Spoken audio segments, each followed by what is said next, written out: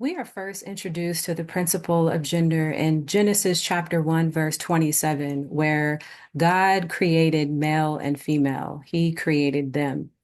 Well, this is a very important Hermetic principle, and it has a lot to do with Adam and Eve and Lilith. But before I get into all that, let's talk about what the principle of gender is and what masculine and feminine energy is. In my book, I actually quote the Kabbalion, where the Kabbalion states, gender is in everything. Everything has its masculine and feminine principles. Gender manifests on all planes. And if we think about gender, we can compare its duality and how it's dual in nature in terms of the way that the energy moves, even, the sun and the moon. Masculine energy is based in knowledge. So this is the thinking part of your brain, the logical part of your brain. You have a left and a right hemisphere. Masculine energy is application, action, penetration, movement, stability, willpower, focus, drive. It's masculine energy is very goal oriented and just all about action. Feminine energy is based on knowing, while masculine energy is based on being in knowledge. Feminine energy is based on being on knowing what it is and feeling what it is. So it's based on intuition and feelings and receivership, creativity, passion, the connection of being perceptive. If you consider yourself an empath, for example, or if you feel like you are an introverted extrovert because you tap into your feminine energy, if you feel like you are able to connect with your emotions, you are in fact in tune and in connection with your feminine energy. If you feel like you are a problem solver and you know how to complete things, you're using your masculine energy. So it's understanding how these energies work and move in and through you. It has nothing but everything to do with our physical gender, and it certainly absolutely has nothing to do with our sexual preferences. Male and female both possess masculine and feminine energies. And if you have deficiencies on that, there's a couple of ways that it can actually show up in your life. I know when I was in my corporate career, I was always on the go. I never had any downtime. I couldn't sit still. I had to look at my calendar. That is where we're operating in this patriarchal black and white world.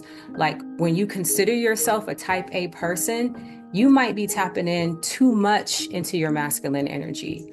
If you're struggling to stay motivated, or if you feel like you're impulsive or chaotic, or you're feeling lost, then you might need to tap to your masculine energy even more, because it's an energy that allows you to take the initiative. On the flip side, right, if you have deficiencies in your feminine energy, where you feel like you're kind of struggling to find yourself, you're struggling to execute, to get motivated, to make decisions, you feel like you're just emotionally out of control, you might be tapping into your feminine energy too much, where you feel blocked and hypercritical and disconnected. You know, you may need to be tapping into your feminine energy more. So when it comes to the principle of gender, when a person is out of balance with this particular law, it blocks manifestation. No, actually, matter of fact, it doesn't block manifestation. It completely destroys and dismantles it. Like, forget it. You aren't going to be able to manifest if you don't understand this law. This is why Adam and Eve, the parable of Adam and Eve, that's why they were kicked out of the Garden of Eden. Because, let's go with this analogy of a garden, right? Especially when it comes to manifestation. If you let worry, fear, and doubt come into your mind, come into your subconscious, then consider it to be like weeds or other insects and pesticides that can actually destroy the very thing that you're trying to grow.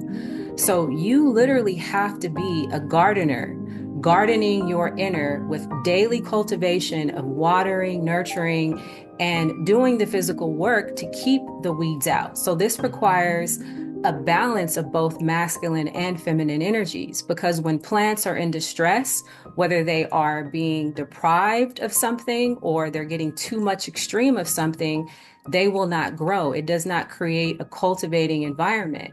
And so if you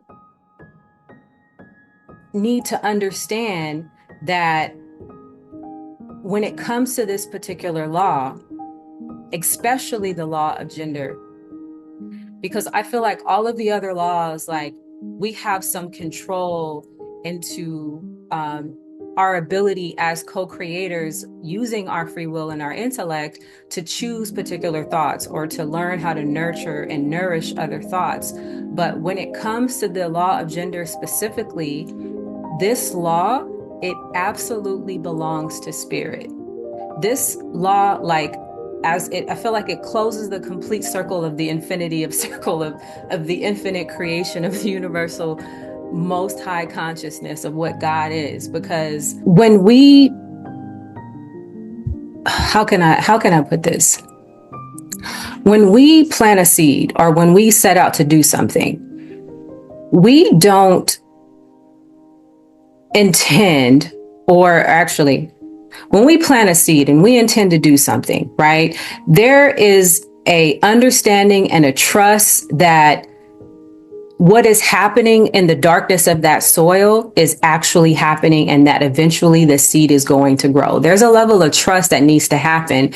And there's things that are happening under that soil where we are not aware of, we don't have visibility to, and we're only called to do our particular part. So this law very much so belongs to spirit, because creation happens in the unseen. Creation happens in the dark. Growth happens in the dark.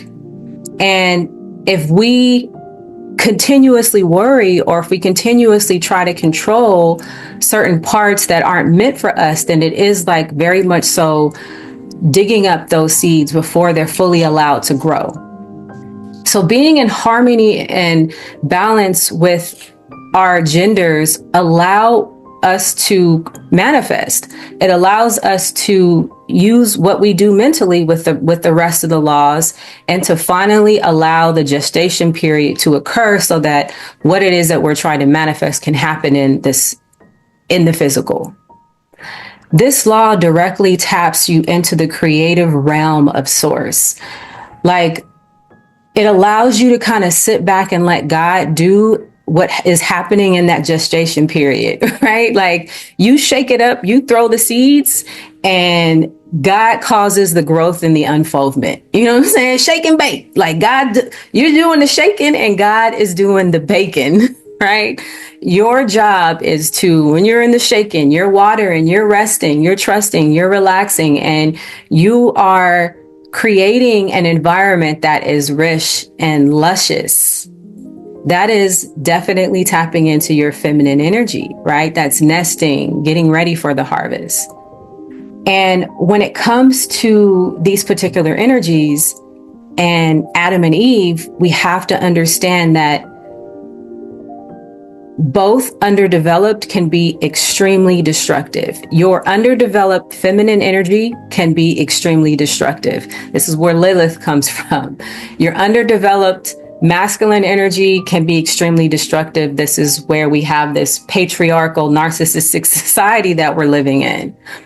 So to understand the law of gender and to understand Adam and Eve is to understand how to work in at one-ment with God, how to work at one with God as co-creators, because our fall from grace is at stake. Being kicked out of our Garden of Eden because heaven and hell is within our mind, the kingdom of heaven is within you. So that the story of Adam and Eve is telling us the story of the fall of man and teaching us how to properly and effectively balance masculine and feminine energies within us. And the tree of good and evil are just good and bad thoughts. The rest of the Old Testament is really man's effort towards regeneration, his attempts to get back into his lost Garden of Eden. So Adam The masculine energy represents our intellectual nature, our thinking nature, the thinking man, and our free will. Eve is our emotional nature. Not two people in a garden somewhere in Mesopotamia. This is a parable. A parable is a fictitious story that teaches a great truth. And some people really walk around in their religious thinking that these were like actually two people, that they were responsible for the fall of humanity and humanity's fate itself, right? Is at the sin of what Eve did biting that apple. And God forgave them eventually for kicking them out. But, because Jesus had to die on the cross in order for everybody's sins, it doesn't make any sense. Do you know how the story of Adam and Eve is a parable? I'm going to end it right here for everybody. Tell me where the tree is at of good and evil. Where is this tree at? Of good and evil, like of mixed fruits. Has anyone seen a tree of good and evil? What does it look like? I know that in illustrations, they draw it and make it look like an apple tree, but yet we still eat apples. You don't want to ban apples. You just want to draw a physical depiction of it being an actual fruit. What are we doing? This is a part of the manipulation in creating an image that associates with a visual. I don't even want to and it's so interesting because and we use a device that has a bitten apple on the back of it. Look on the back of your phone. Take your phone case off, and does your phone have a bitten apple on it? And when it comes to Eve too, people think that Eve literally came from Adam's rib. I've had so many conversations with men saying that this is why y'all got y'all period and you got to be submissive to me because you the reason. In Genesis, it says God made male and female when it was giving us a parable of Eve coming out of Adam's rib. When we think about the structure and the anatomy of the human body and the heart itself, the heart is contained inside of a rib cage. The heart is an organ that is protected by a cage. You have to protect your emotions in your heart. Without it, you're vulnerable because your emotions are vulnerable because Eve represents your emotions. Adam, the outer you is the Adam man. You have intellect and free will. Therefore, the intellect is you with its free will. Using your intellect and your free will, you have to decide whether you want to listen to your higher self, the Christ in you, or not. If you want to run and navigate and operate and yield to, meaning produce and surrender to bullshit. You continuously go through the school of hard knocks until you learn the lesson. My grandma used to say, a hard head makes a soft ass, meaning if you don't want to listen, eventually when it's time for you to get hurt, it's your butt is going to be so soft and sensitive. The pain is going to feel even worse because the intellectual mind can often yield to the senses. That's the cardinal mind. And so yielding to our senses is really what the fallen man is. Every time you come to a problem in your life or any kind of challenge, instead of using your spiritual truth and you just give away to it, to your outer condition, you fall away from God. I'm going to say that again. Every time you come to a problem in your life and you use your intellectual mind instead of your spiritual truth and allowing God to take care of it, you fall away from God. When your intellectual and emotional nature disobeys God, you drive yourself out of the Garden of Eden. You play yourself. Because the Garden of Eden is your own central connection with the omnipresent, omnipotent substance of the realm of the divine ideas of God. It is the know-how substance of God. I don't know how to do it. Greater is he than is in me, greater works. It's the know-how substance of God. The Garden of Eden is your contact with all of that. It's the sap that flows through the branch of the tree, and you got access to that sap as you are the branch. You cut off yourself from that. And it's like, how could man, being given all that he needs with source behind his growth, why would he choose to shrink? Why be less? We all do it. We all have fallen. We all choose to eat of the tree of good and evil. We all choose bullshit sometimes. We're given the equipment, absolutely, right? Because a seed has everything that it needs. We're given all the equipment to use it, but we got to use it in order to become it. This is why, fellas, ladies, don't fall in love with potential. Like, don't do it, because potential does not mean actual use and application of that given quality, attribute, or skill, or whatever it is. It just means that it could happen, but it may never open.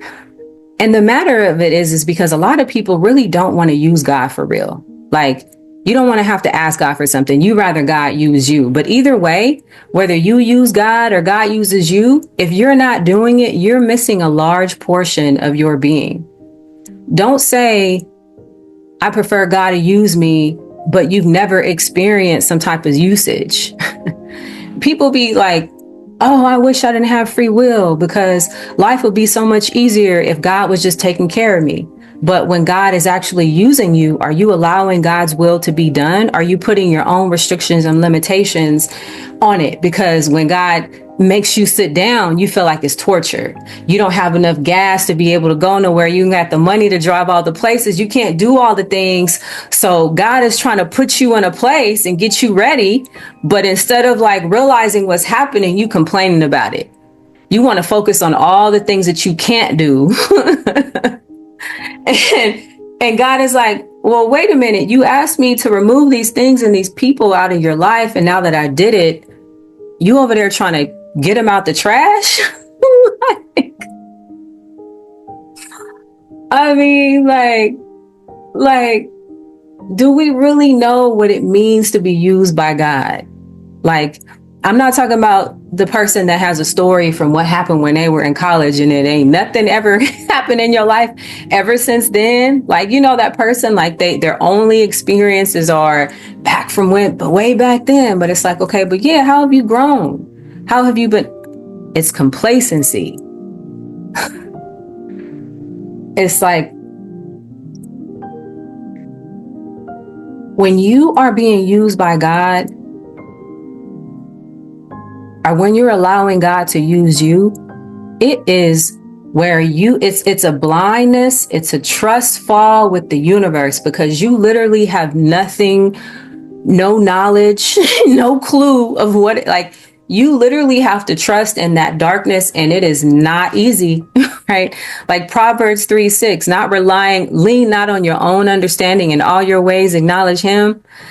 And like, look at the birds. They don't got to worry about what they have to eat. When you're like, I don't know, God, I don't know. I'm fully locked in and following my purpose. And I trust that this seed is going to grow. I don't know how I'm going to eat next week. I don't know how I'm going to do that, but I trust that I'm going to eat. I'm going to trust that those bills are going to be paid. I'm going to trust that you are a source that is going to provide for me completely. I'm going to get out of my 3D physical mind. Like, people talk about, standing on business. Like, can you stand on purpose? Like, this is what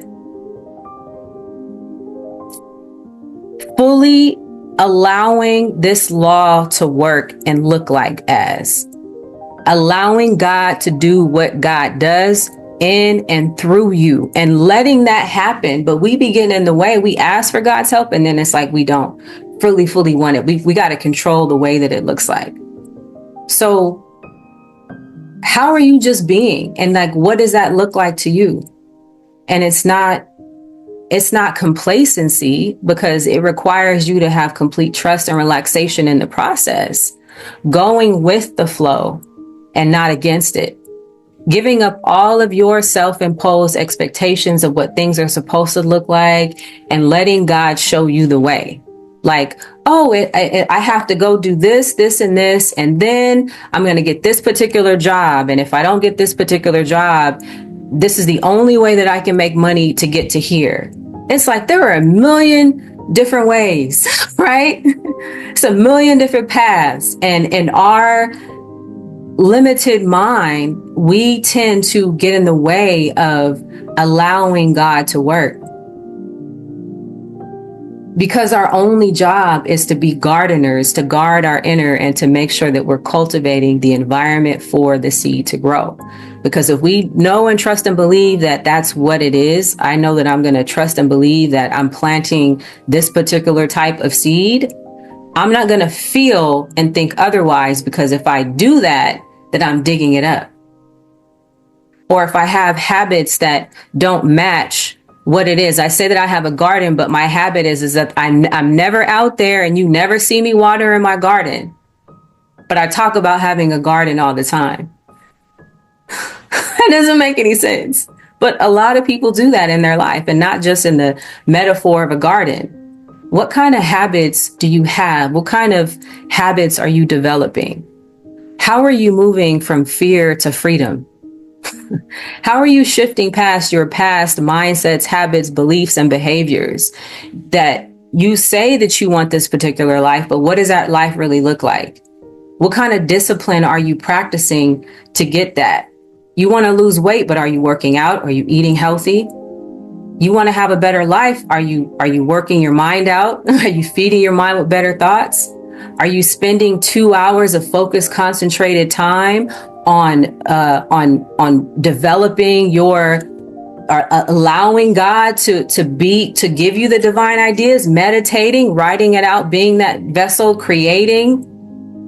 What does every day look like? And because your everyday, those small habits, those practices are giving you, are setting up your future. So you have to feel it now. You have to practice it now. You have to prepare yourself for it now. Like, you're in training, you're practicing and fully working that out. This part of it is fully knowing and trusting and relaxing in the divine and getting prepared for what it is that you planted. Instead of using your energy to focus on worry and controlling the outcome of what it is, your job, your part is to only tune into and correspond with the God in you. I say this because it is so true. So if you can trust and relax that God has this law, that God manages this particular law, and your job is to prepare to receive that harvest. Preparing to receive that harvest is a level of practice. And if you want to reach a certain goal, then you got to start. If you never start, then how are you ever going to get there? And starting is just by one foot in front of you, one step at a time. And we want to trust and rely that God is going to show us the way, but God is going to show us the next step. Like, we want God to show us the entire plan. You know what I'm saying? But God is like, okay, I told you that you need to get up earlier. You need to start walking, or you need to start doing this. And it's like, okay, but after I need to start walking, then what? But have you started walking yet? Okay, well, start walking and then we can talk about it. And that's just the relationship and the dynamic that it is when it comes to manifestation. Like, we have to wait and see as we're developing and blossoming.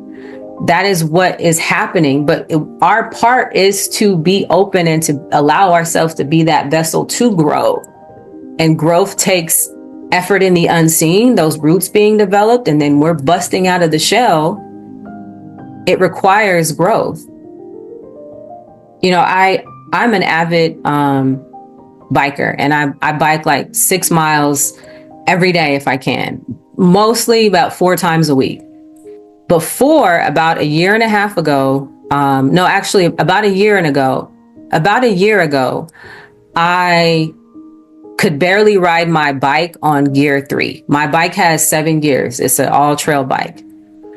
Now, when I ride my bike, I ride it at gear 6. Like, and it's easy. Like I ride it as if I don't even feel it. But a year ago, when I was at gear 3, like I would be out of breath, my legs would hurt. So there was a certain level of practice that I had to endure, and getting ready to be prepared for level 6, level 7, right? I'm eventually have to get a bike that has more gears. But if I would have just stayed not riding the bike, or stayed at level 3 and not doing what it took to put in that effort, then I would have just stayed there. And that takes practice, that takes preparation. And so every seed has its own gestation period. Every seed looks of its own kind. And so there are oftentimes, when we think about this particular law, is that it is a time of rest, and that gestation period is where we go wrong. We don't trust and believe that God is going to do what God says God is going to do. Anyway, back to Adam and Eve. The serpent beguiled Eve, meaning that he charmed her through deception. So the serpent charmed our feeling nature through deception. So our animal feeling nature, our base desires. The serpent is deception of doubt in this particular parable. The serpent is implying that God can break the law and not suffer the consequences. Those of us who knows the law knows that God itself cannot break the laws, because God today, yesterday, and tomorrow, forever, like they cannot be changed. So anyway, the parable goes on to say that if you are smart, you will not eat of the tree of good and evil. Why? Because it's a trap. And what is the tree of good and evil? The tree of good and evil is mixed fruit. It's not a real tree. You wouldn't eat something today, right, and know that it would kill you tomorrow, or you wouldn't eat something today and know that it would kill you in 3 days or a month from now, right? So the tree of good and evil is something that you can get away with for a little period of time, but over that period of time, slowly, it destroys you without even noticing it. Like I think about the food system, right? And trisodium phosphate is in cereal. It's paint thinner, right? And so a little bit in our cereal right now, it's not gonna kill you if you eat a bowl of cereal that has trisodium phosphate in it tomorrow. But over time, it will kill you. Just like glyphosate, is the Roundup, but it's in a lot of our flour. And what do we use flour for? We use flour for baking, for a lot of things. So it's the slow poison that eventually kills you over time is the tree of good and evil. And so within this, it's a warning. It's a watch out, letting you know that if you are smart, you will definitely take heed. The tree of good and evil is when you know something that isn't good for you, and we end up conjuring up our own special reasons as to why we should have that certain thing. It's like leaky faucet or that runny nose, where we're like, okay, I'm just going to patch it up. I'm just going to ignore it for a little bit. But like, eventually we know that it could bust, the pipe could bust open. Or if it's a running nose, we know that there's an underlying sickness, but we want to ignore it. We say, oh, you know what? It's all right. Like, it's not that bad. Or the tree of good and evil is when we accept things from our past that we know that have been not good to us over time. We say things like, oh, I've been like this since I was 9, or I inherited it. My grandma had it. It's hereditary. And it's that addiction of speaking literally death over your life. The life and death is in the power of the tongue.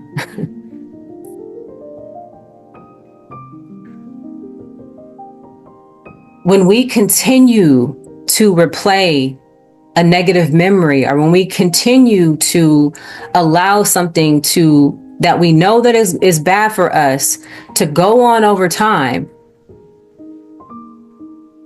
we continue to eat its fruit, and that is the tree of good and evil.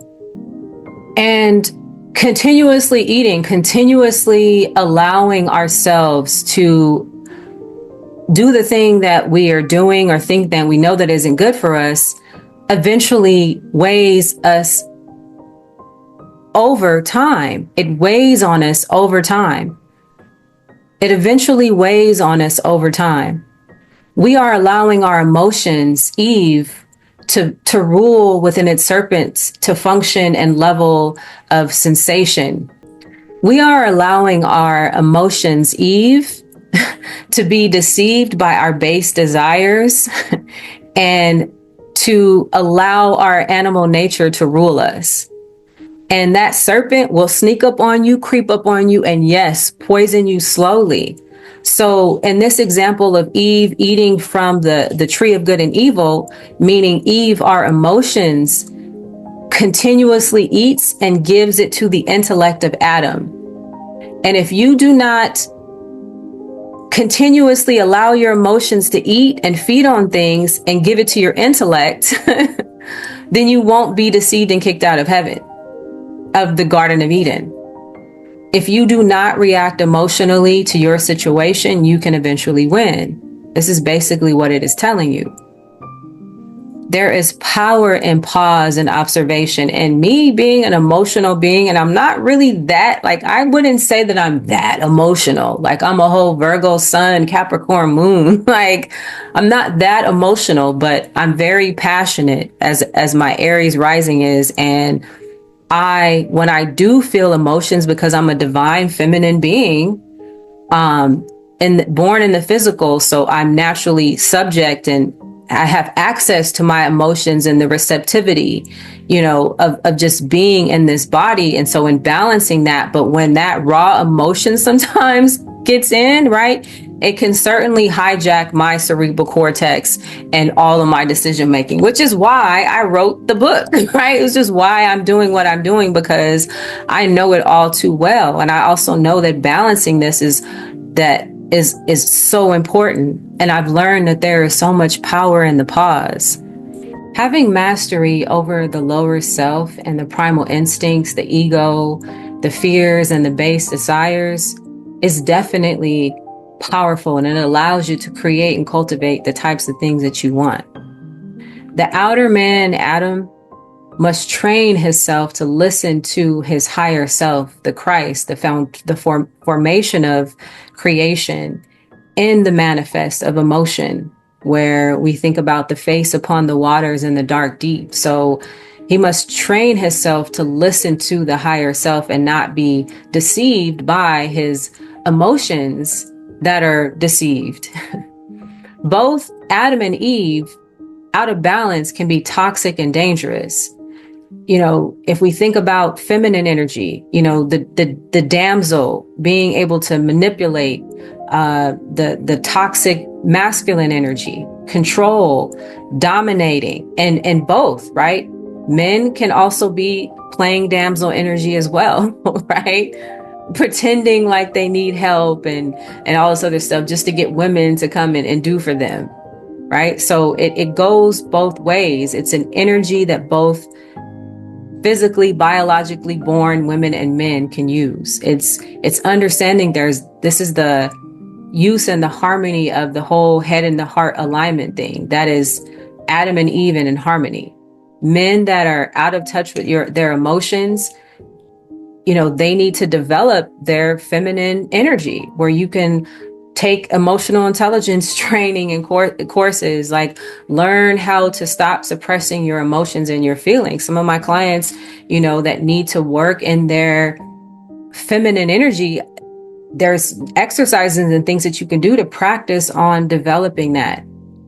Women that are too emotional, they need to develop strength and mental awareness. They need to learn how to develop control and power in the pause. Learn to allow our emotions to flow through us in a healthy way without it hijacking our logic and our reasoning. This is the whole head and heart alignment. Now, I want to talk about Lilith, because we talk about feminine energy and, the fact that she was created first and what happened with that whole story. Lilith represents pure, raw emotion before intellect. Before you think, you feel. And the face moved, and the face of the spirit moved, and moved upon the face of the waters. And spirit moved upon the face without form. So these are emotions. This is letting us know that emotions are happening first. So this is the first that was created, is pure, raw emotions. Lilith is the dark feminine who refused to listen to Adam's intellect and free will. It's the raw form of the feminine principle. She wanted autonomy, and she did not want to compromise. She was concerned about her own independence, leading her to being ostracized and kicked out of the garden. There was an imbalance in her. It was the primal, untamed aspect where our psyche rejects our intellect's control. Her refusal to submit to Adam, intellects, and free will is the assertion of her own sovereignty, but it leads her to exile, meaning there are consequences showing that ignoring the harmony between our intellect and our emotions can kick us out. And Adam and Eve, it leads to fragmentation, rejecting those different parts of ourselves. Her role, Lilith, her role is so critical because she embodies the shadow that must be acknowledged and integrated for true enlightenment. The necessity of embracing all aspects of oneself, even those that are deemed dark and deep and rebellious. What would it take for you to love even that part of you too, to even love your shadow? What would it take? The contrast between Lilith of emotions and Eve, it focuses on emotional vulnerability, leading to compromise, eating the fruit. Eve represents the trophy wife. She's got her face beat and she's always home, and she put to sleep every dream of her own. Like Jessie Reyes said in her song, Couldn't Be Me. Like, she literally is the epitome of today's patriarchal society of the ideal submissive wife. Like, she's silent and she's soft-spoken and she's docile, and because she is to blame for the fall of humanity, right? So Lilith's story is about uncompromising defiance. She refused to dilute her true essence. And even at the cost of exile, she was willing to do that. So it's a metaphor for the psyche's marginalization of our unacceptable traits. She has to pay for the downfall of humanity. She needs to suffer for it, and she's been paying for it ever since. Eve shouldn't have bit that apple. And this is why women have periods. Y'all are cursed. And every female in the animal kingdom, for that matter, because the little squirrels, they ate some little squirrel apple, and dogs, because dogs have periods. So some dog ate, like, it's a blood sacrifice every month, opening the way for humanity's consciousness. But I'm not even going to go into that. Adam without Lilith is important because intellect without intuition becomes rigid. The rigid control of the rational mind over instinct and intuition. And intuition without intellect becomes chaotic. Lilith, don't get me wrong, y'all. She is not a villain, like what a lot of people say and want to just blame her with that. She is a necessary force. She urges for reconciliation of light and dark, intellect and intuition, to transcend past all the illusions and embody our God being. Because without reconciling your shadow, you're not going to be able to do that. Without reconciling your Lilith, both your instinct and your independence, the psyche remains incomplete without it. It's going to lead to additional suffering. Raw emotion, when mastered, is fierce discernment. It is not weakness, it is power. When society or someone labels you too emotional or too much or too dark, and men be like, oh, you're too dramatic and you're too emotional. And I'd be like, the moment somebody says that, it's a form of manipulation and control. Because in reality, that person, they just have a lack of access to their own emotions. Like, if you can express passion and do it in a healthy way, not in a controlled way. I'm not talking about being dramatic and damsel with it, but just expressing emotion, right? That person low key envies your depth. And, you know, this is what we call as a modern day version of like a narcissist, right? But back in the day, you know, there was a douchebag, there was an asshole, you know, whatever it is, right? The narcissist is a repressed version of the shadow. So the narcissist is is a version of Lilith, kind of the repressed shadow. They associate a narcissist associates emotions with loss of control. Like they've been taught that darkness equals danger rather than power.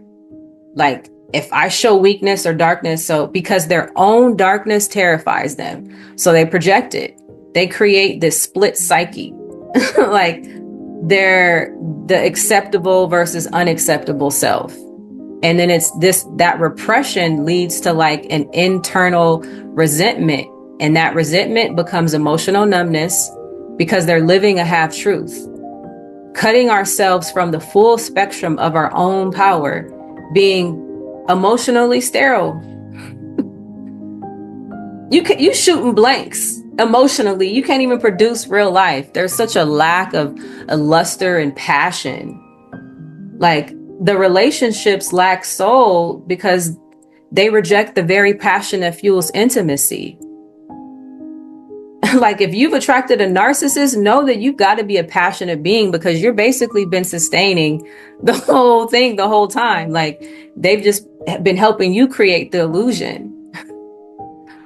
The narcissist, the core of it is really the core of spiritual warfare and psychological warfare, because the narcissist is a warped version of Adam. It's a warped version of the intellect. They use reason not for wisdom, but as a weaponized cage to avoid emotions while being a parasite draining yours. Like, literally emotional vampirism. Their intellect is a fortress against feeling, a way to manipulate and to control, to feel superior. They think, I think, therefore I dominate. That replaces, I think, therefore I feel and act. They forgot the law and they become numb. Like in Lauryn Hill's lyric of Adam lives in theory, masquerading like he's got it figured out, trying to turn stones into bread, living in the theory of his own mind without the connection of emotion. That's basically what this is saying. Like, to completely live in the theory of your own mind is what a narcissist does. They project their own disowned emotions onto you. For example, they call you emotional while secretly low-key envying your capacity to feel, because they're the tin man with no heart. They don't know how it is to feel. So it's like, oh, you're emotional. But like deep down, it's like, ooh, how does emotion feel? If I could only feel. Like, so that's where that comes from. You know, and even like an emotionally avoidant person isn't necessarily a narcissist, but the effects feel the same because they reject emotion at like, it's just uncomfortable for them. An emotionally avoidant person, like, there's hope for them because like I feel like they can actually learn how to develop their emotions. A narcissist, I don't know. And a covert narcissist, oh my good Lord. Like, they know how to weaponize emotions. That's the love bombing, the winning family over. They pretend to be vulnerable or play naive or even damsel just to lure you, your family in. But their fall is faked. Their emotions are performative hooks, a masquerade because they're wearing a mask. Like, I dated this covert narcissist, and like, when you find out that like, oh shit, like, you the worst, like, There was a point where my sis said that I had left, and the guy that I was dating was like, yes, I love her because she's the love of my life. And like, he just stood there, like looking off into space. And then like, she said that she was like not looking at him, but at the corner of her eye, she felt this fool like looking to see if she was looking. Like, he stayed in position, like waiting to get the dramatic response. Like, he stayed in position, like waiting to get the reaction from her. And she was like, I see like right through you. Like, and I told her, I'm like, yo, like, when was this? Because I'm like, we were very much so together and like all, at that time. And I was like, wow. She said, yeah, but I didn't even have a chance to tell you because by the time I could, y'all had already broke up. Like, like by the time it was that we spoke again, girl, it had already happened. I'm like, wow. So it's just amazing. This relationship, when you're in a relationship with a narcissist, it is a metaphysical spiritual attack because they use reason to gaslight your intuition. I'm going to say it again. When you're in a relationship with a narcissist, it is a metaphysical attack because they use reason to gaslight your intuition. They mock passion. Their emulation is just imitation. It's fake. They're counterfeit. It's fraudulent. They mimic the actions and emotions without a deeper comprehension and experience of how to and what it really is. They have no actual integration of that emotion in their life, in their real life, in their day-to-day practice. They are just actors. They're inauthentic. They are putting on a show. They don't actually do the work. And if you're around them long enough to observe their true behavior, you'll see it. You'll see it all day. But don't allow your rose-colored glasses to blind you. Because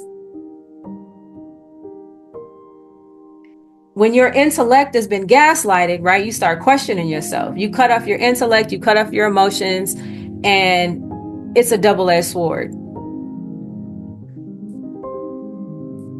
And the narcissists, they mock your passion because they fear its power in you.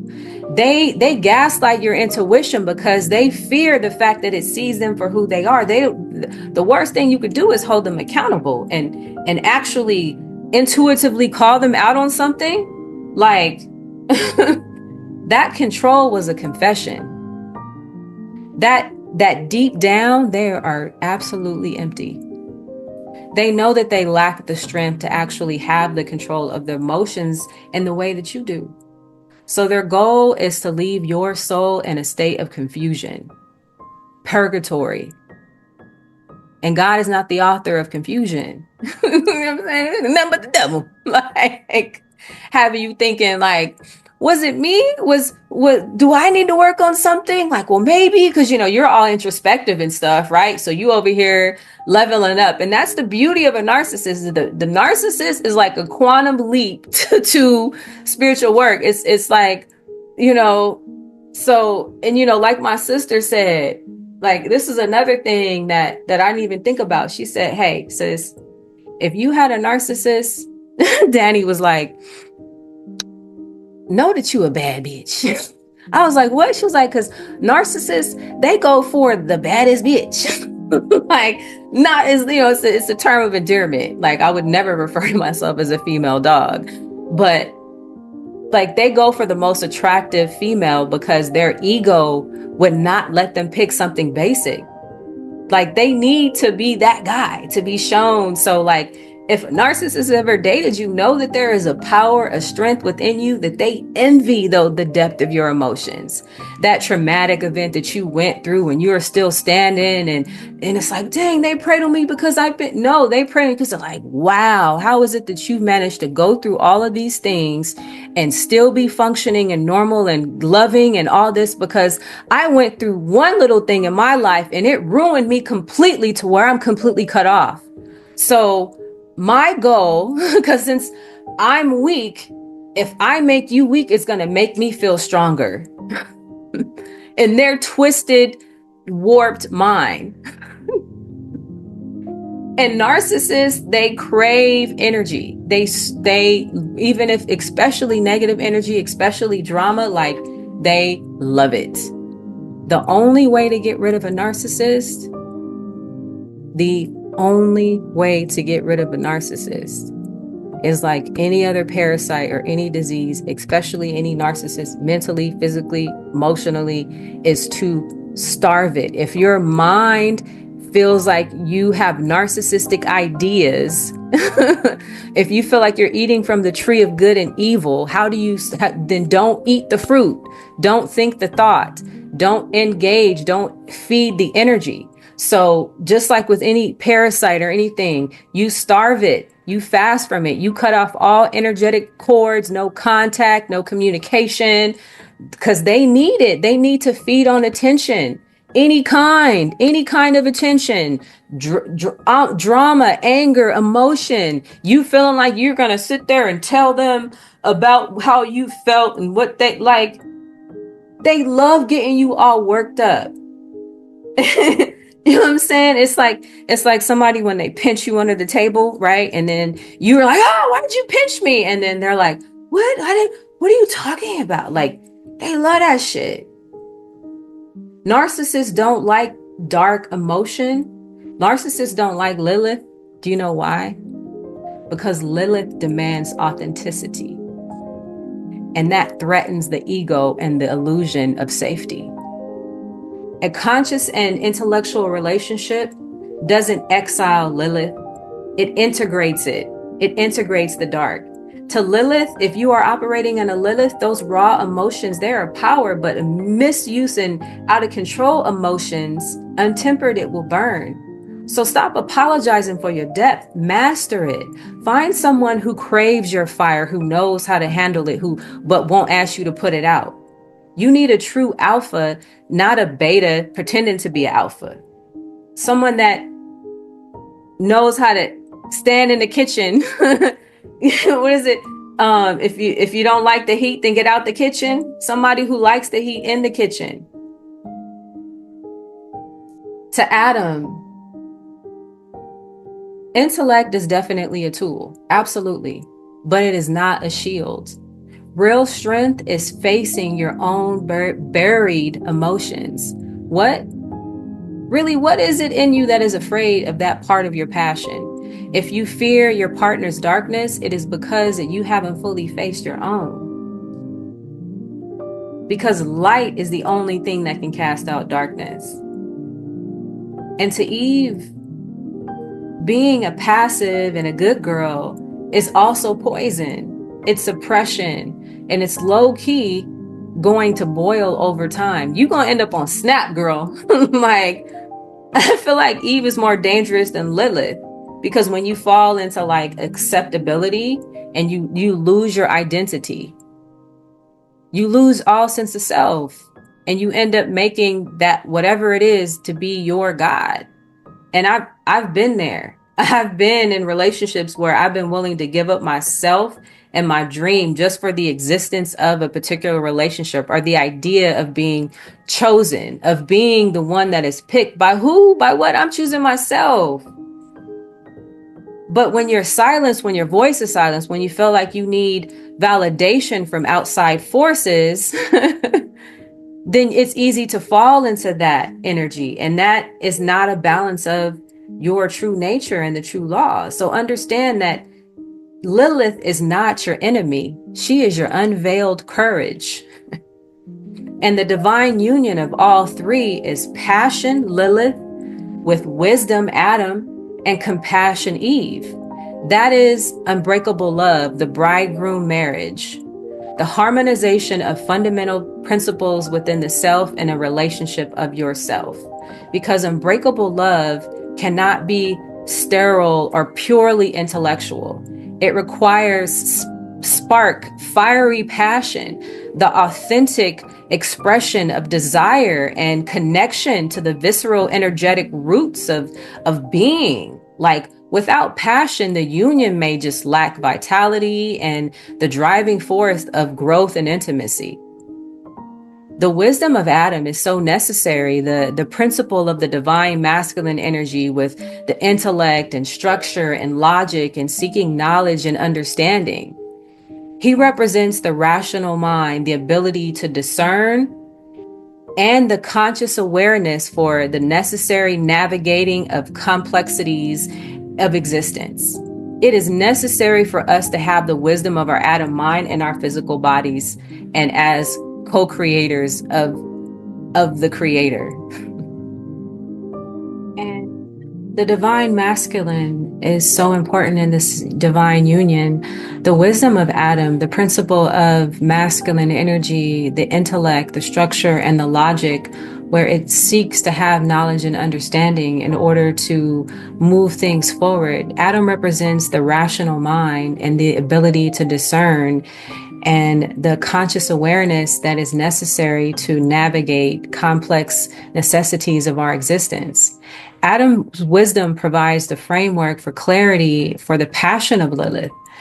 It offers discernment and the ability to understand the self and the other. It is the intellectual foundation for building sustainable, meaningful connection.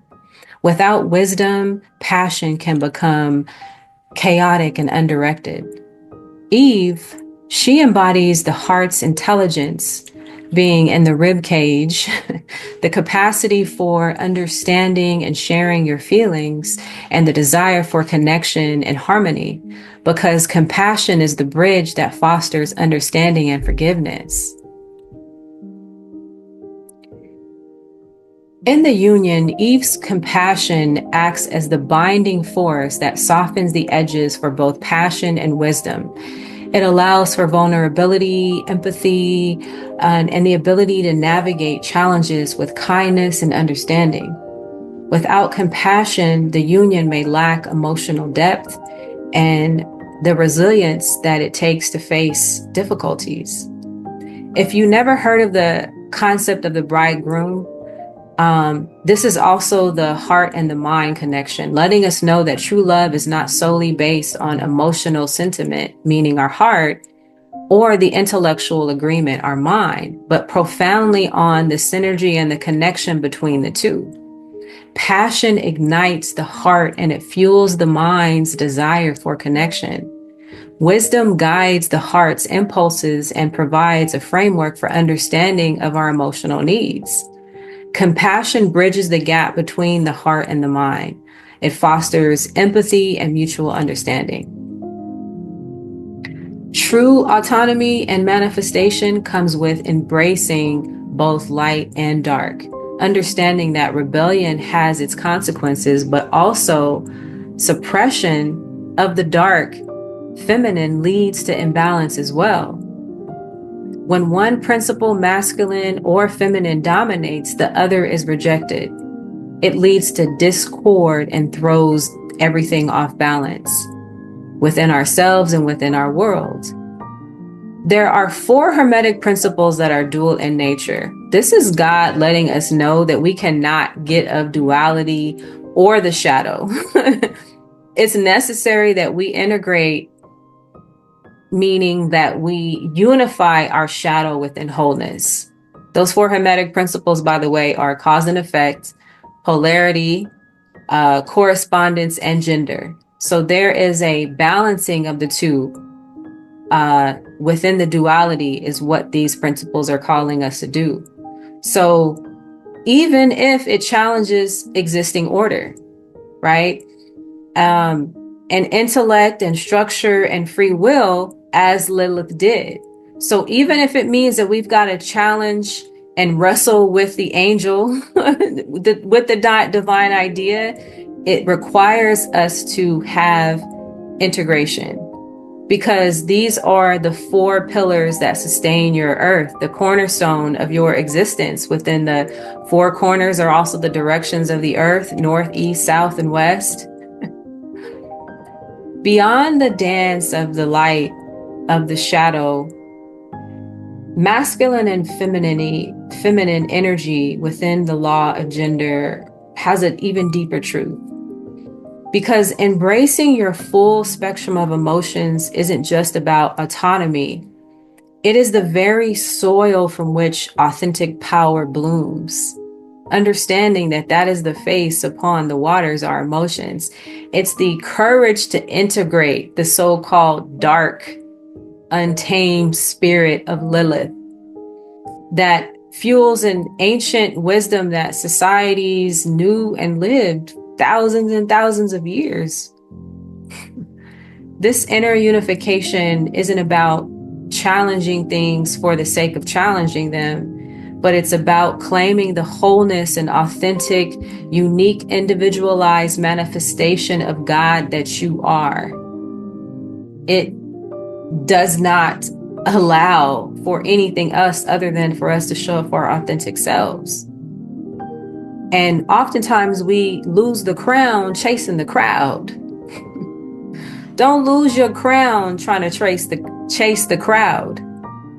You're either preparing or you're pretending. There's a lot of people that are pretending to have been prepared. You know, are you choosing comfort or are you choosing your calling? When are you going to start? Oh, you're on the fence. Okay. You're lukewarm? You're putting it off. You're procrastinating. God's calling does not care about comfort. It's not about when it's going to happen on your calendar and in your life, because all of that is diversions, distractions, and the illusions to keep you from achieving your true self. Like, there's a whole sleep the woke agenda. It's all in plain view. There is a literal and direct attack on your consciousness, your ability to feel and to be in power and connection with your divine Adam and Eve, your mind and your emotions. Many are so disconnected that they can't even see it. They want you numb. They want you pacified. They want you scrolled, zooming the screen. They want your attention off, diverted. We have to step into access and our own power by integrating all aspects of ourselves and to become the creator that we were always meant to be. Yes, even that part of me. Because when this is truly shining the light of my awareness on it, learning how to integrate and use it in a healthy way, all the dark aspects of me, light, dark, the full spectrum, because they are all serving a purpose and necessary for true redemption, true God beings. So next time I'm gonna dive deeper, further into Genesis by going into Abraham and Sarah. I'm still gonna do that, but I couldn't miss Adam and Eve and the law of gender from my last video. If you haven't seen that, make sure you check it out. Till next time, y'all. Peace. Be well.